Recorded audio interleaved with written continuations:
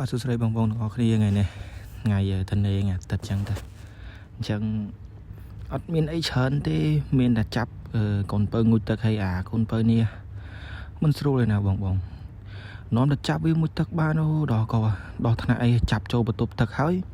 បិទទ្វារទេបើមើលដល់សកម្មភាពទេពេលយើងបាញ់ទឹកឲ្យវាឲ្យសើមខ្លួនដើម្បីយើងសួរដោះស្វូដល់អីចឹងណារត់ឡើងមកជុំបន្ទប់ទឹកហើយយើងតាមវាឡើងវល់ហ្មងអ្វីដែលសំខាន់អ្នកគ្នាមើលឃើញហត់ដល់ផ្លូវចេញទេតែចេញវាអត់រួចវាចេញតែណាកើតដល់យើងបិទទ្វារចិត្តបាត់ហើយហើយនាំថាបានចាប់វាមួយទឹកមិនស្រួលអ្នកគ្នាហើយវាភ្នែកវាចេះមើលកាមេរ៉ាដែរវាស្អីគេទូរស័ព្ទអានេះវាថាអូឪអញចប់ហើយចាប់អញថតទៀតបើពេលខ្លះចាប់វាថតមែនដែរហ្នឹងតែនេះវាមិនមែនជាការសម្ដែងទេតែអ្នកគ្នាមើលនេះឃើញអត់នៅអត់ឈ្ងៀមសត់ឃើញអ្នកទាំងអស់គ្នាមើលសិនណោះក្បាលគេចេញមកដល់ហើយនិយាយឲ្យស្រួលយកទៅបានវានឹងមួយតនេសៅអាទិត្យអីចាប់វាមួយទឹកមួយឯងកុំឲ្យវាតនេព្រោះនិយាយទៅពេលខ្លះចាប់វាមួយទឹកហើយមកទូវារត់ទៅលេងផុកលេងអីណានៃអូអាយើងណាពេលឃើញអញ្ចឹងយើងសង្ហាចិត្តដែរហ្នឹងក៏ដោះស្រួយវាយើងបាញ់ទឹកសើមខ្លួនតាមអីហើយយើងដោះស្រួយឃើញនៅស្ងៀមវាស្រួលវាដែរណា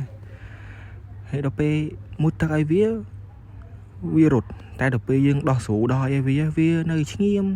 ដោះដៃដោះជើងអីចឹងទៅដល់វាចង់ស្រួលតែណាតែវាខូចនាំថាបានចាប់វាមួយទឹកម្ដងរត់ឡើងវល់មកនាំថាបោកវាអើយកូនពៅម្នេះគាត់មកដោះដៃទៀតចាំការសោះសាច់ចាប់ឯងបានបោះចូលទឹកផ្លឹបបិទទ្វារចាប់ដោះដៃដោះជើងឯងមើលកុំឲ្យឯងបកែមួយថ្ងៃអត់មានធ្វើអីលេងតែផុកណាហើយឲ្យយើងណាអើយដល់ហើយភ្លេចខ្លួនតែលេងផុកភ្លេចខ្លួនតែលេងផុកហើយយើងណាវាឈ្នះអីនឹងមួយទឹកឲ្យវាបើវាមួយថ្ងៃវាលេងតែផុកហើយបាច់មើលកម្ពស់ហើយប៉ិនចង់បើធំចកេះឲ្យវាអ្នកគ្នាមើលភ្នែកវាមុខវាកំសត់ដល់ហើយនេះមួយទឹកហើយមួយទឹកដោះស្រួយឡើងស្អាត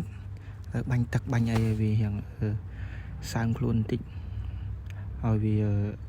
អស់ជាតិស្រួយអស់ចឹងណាតែបាច់មើលអាលាស់ឡើងពេញនេះវានេះគាត់ណាបាញ់ទឹកវាកលឹងមកជុំយើងហ្មងយើងហៅថាធ្វើអីមិនកើតអូចាញ់ណាដល់ពេលចាញ់នេះអាលាស់ខ្លួនមើលតែមួយទឹកហើយគេមួយទឹកហើយគេស្រស់ស្រាយគេកញ្ញែងខ្លួនហើយអស់ទឹកអស់អីចេញពីខ្លួនគេ